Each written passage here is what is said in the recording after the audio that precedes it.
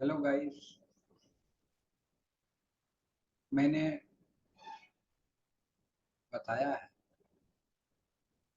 कि जब appointment letter मेरे हाथ में मिला उस समय मैं अपने घर में प्रवेश कर रहा था। बाहर से आया था, एक नई मशीन हिंदी टाइपराइटर की लेके आया था। उसमें घुस रहा था, मशीन हाथ में ही थी।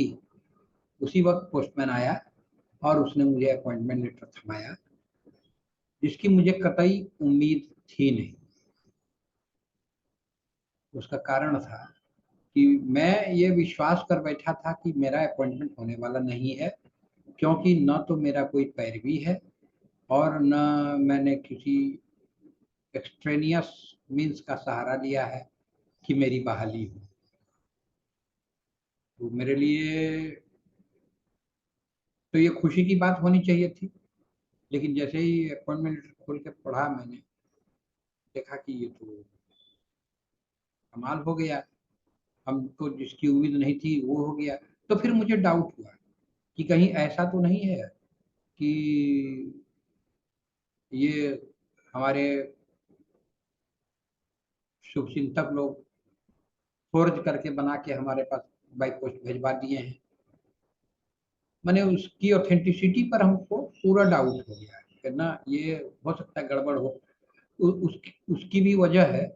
उसकी वजह है कि इसके पहले एक बार बद्री प्रसाद शाह किसी वकील को फेक अपॉइंटमेंट लेटर दिया गया था, भिजवा दिया गया था। उनके सहयोगी वकीलों में जो जिनसे उनको नहीं पड़ता था, उन लोगों ने भिजवाया था कि आपका एडिशनल डिस्ट्रिक्ट जज में पोस्टिंग हो गया है, अपॉइंटमेंट लेटर उसका है।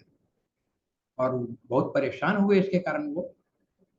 तो हमको वही मन में खटका कि कहीं मेरे साथ भी ऐसा ही तो कुछ नहीं हो रहा है। तो मैं रख लिया। वास्तविकता यह है कि मैं उस वक्त कोर्ट टाइपिस्ट था। कोर्ट में पेड़ के नीचे जो बैठ के टाइप करते हैं लोग, उसमें मैं था। मैं टाइप करता था। टाइप से मेरी अच्छी आमदनी हो जाती थी। 500-600 रुपया एवरेज महीने का निकल आता था। ये उस वक्त की बात है जिस समय दूसरे जगह पेमेंट बहुत ही कम था। किरानी का पेमेंट 220 रुपया था, 50 रुपया स्टेनोग्राफर को मिलता था। अब अपॉइंटमेंट लेटर को लेके कई तरह की शंकाएं मन में आ गई। ये अपॉइंटमेंट लेटर पक्का है कि नहीं? फिर अगर अपॉइंटमेंट पक्का है भी और मैं ज्वाइन करता हूँ तो पता नहीं कितना तनख्वाह मिलेगा। मेरी उम्र बहुत कम थी, शादी भी नहीं हुई थी, और मैं जस्ट 3 साल से कोर्ट में टाइपिस्ट के रूप में काम कर रहा था। और वहाँ अच्छी प्रैक्टिस मेरी जम गई थी। मैंने बताया 500-600 रुपया एवरेज होता था, कभी ज़्यादा भी कभी कम भी, तो ये हो जाता था। और जब मैं पता करने के लिए थोड़ा रिलैक्स डे में, शनिवार शायद था, उस दिन वहाँ गया, दुमका पोस्टिंग दी गई थी। तो मैं वहाँ गया पता करने के लिए। तो देवघर के ही एक सज्जन थे, परमेश्वरी प्रसाद सिन्हा। वो रिश्तेदार यहाँ रहे थे देवघर में, और वहाँ दुमका में वो नाजिर के पोस्ट पर थे। नाजिर में ही मेरी पोस्टिंग भी, दुमका ही पोस्टिंग भी थी। तो मैं वहाँ पहुंचा और परिचित चेहरा एक वही नजर आया हमको। तो हमने उनसे पूछा। तो बहुत दूरदर्शी थे, और वो देखे कि हम इस तरीके से बात कर रहे हैं जैसे कि किसी सेठ की गद्दी पर पहुंचे हैं, कि कितना तनख्वाह दीजिएगा, कब कब छुट्टी दीजिएगा, ये सब बात करने के लिए, समझने बुझने के लिए उन्होंने डिक्टेशन देके मुझसे योगदान के लिए आवेदन पत्र लिखवाया, दस्तखत भी करवा लिया, और उसके बाद कहे चुपचाप बैठो, अभी हमको फुर्सत होगी तो बात करेंगे। और उन्होंने मेरी ज्वाइनिंग करा दी उसी दिन। बाद में समझाया कि ये नौकरी है, सरकारी नौकरी है, यहाँ तोल मोल नहीं होता है, तुमको अनुभव नहीं है।